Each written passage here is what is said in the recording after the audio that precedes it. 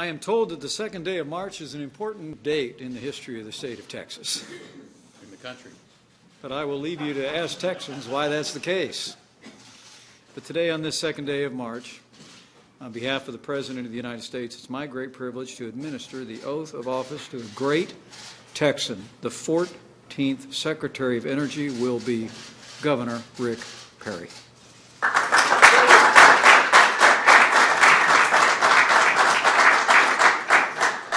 Especially grateful to be joined today by his wonderful wife, Anita, who has been at his side in so many ways that he has served the people of this state and this nation, and now joins him as they serve all the people of the United States at the Department of Energy. Anita, we are honored to have you with us today.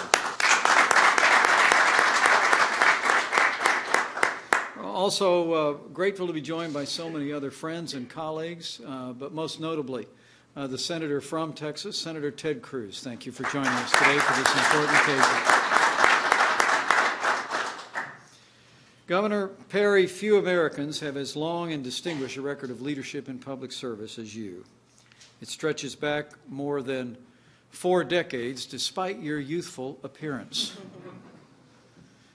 After a 5-year stint in the Air Force and a tour of duty on your family farm, the good people of Texas elected you to the State House, where you served as a representative for 6 years, as Agriculture Commissioner for 8 years, and then as Lieutenant Governor for the state of Texas for only 2, before you became the 47th Governor of the Lone Star State. As Governor of Texas, you served with extraordinary accomplishment and distinction for an amazing 14 years. You worked day in and day out to improve your state and the lives of the millions of America who call it home, and under your leadership, Texas became one of the most prosperous states in the history of this country.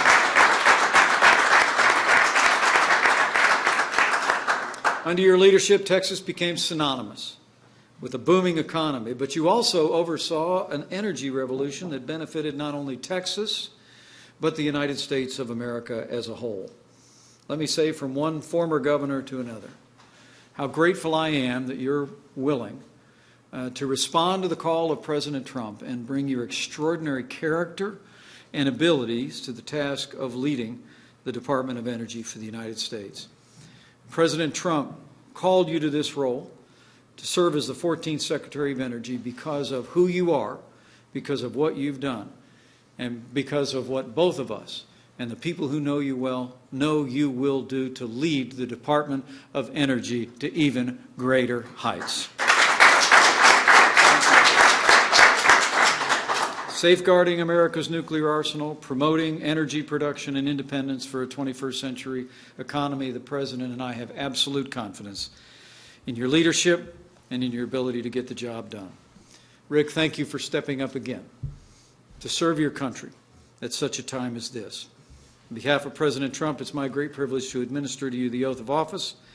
If you'll step to the right, place your left hand on your Bible, raise your right hand and repeat after me. I, James Richard Perry, do solemnly swear. I, James Richard Perry, do solemnly swear that I will support and defend the Constitution of the United States. that I will support the Constitution of the United States Against all enemies, foreign and domestic. against all enemies, foreign and domestic. That I will bear true faith and allegiance to the same. I will bear true faith and allegiance to the same. That I take this obligation freely, That I take this obligation freely, without any mental reservation without mental reservation or purpose of evasion. or purpose of evasion. And that I will well and faithfully discharge the duties And I will well and faithfully discharge the duties of the office upon which I am about to enter. of the office of which I am about to enter. So help me God. So help me God. Congratulations. Thank you, sir.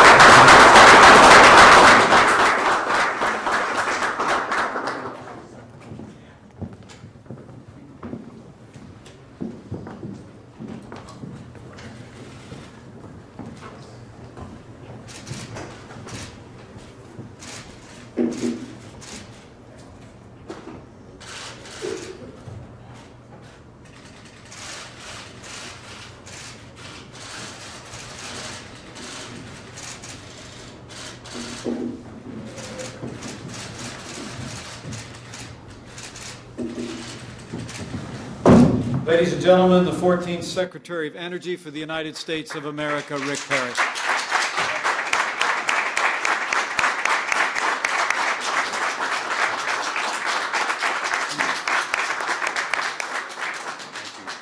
Mr. Vice President, thank you very much. One of my great privileges in life was to be a governor, to serve the state of Texas, and during that period of time I had the opportunity to get to know you.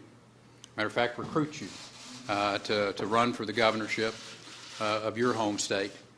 And as I saw Donald Trump choose you to be his running mate, it became even more clear to me this individual, Donald Trump's judgment and his character in putting an individual like you as his running mate.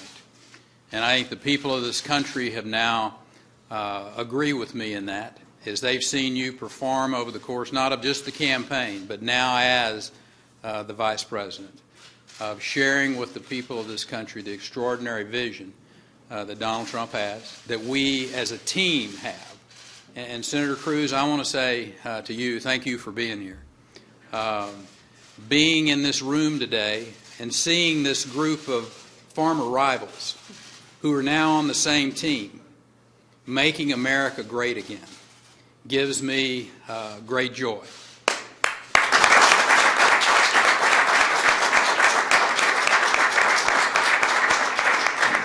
As I look at this audience, every one of you have played a role in my standing up here today.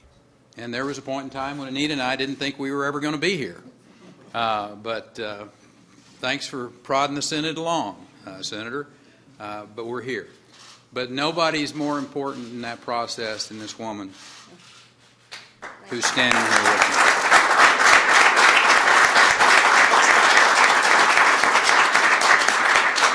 me. Not a greater friend, not a greater sounding board, not a greater love of my life than my wife.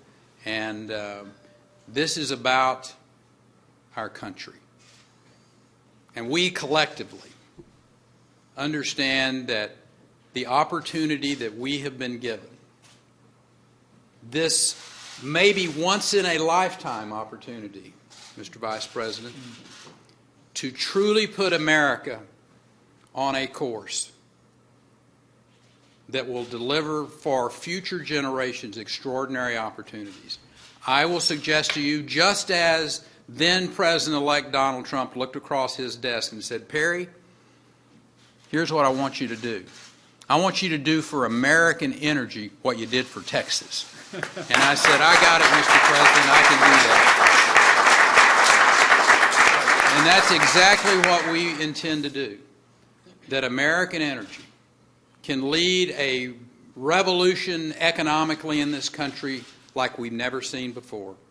I'm proud to be on this team working with men and women that I have extraordinary confidence in, and that I hope that Americans understand that our greatest days truly are in front of us. God bless you, and thank you for coming.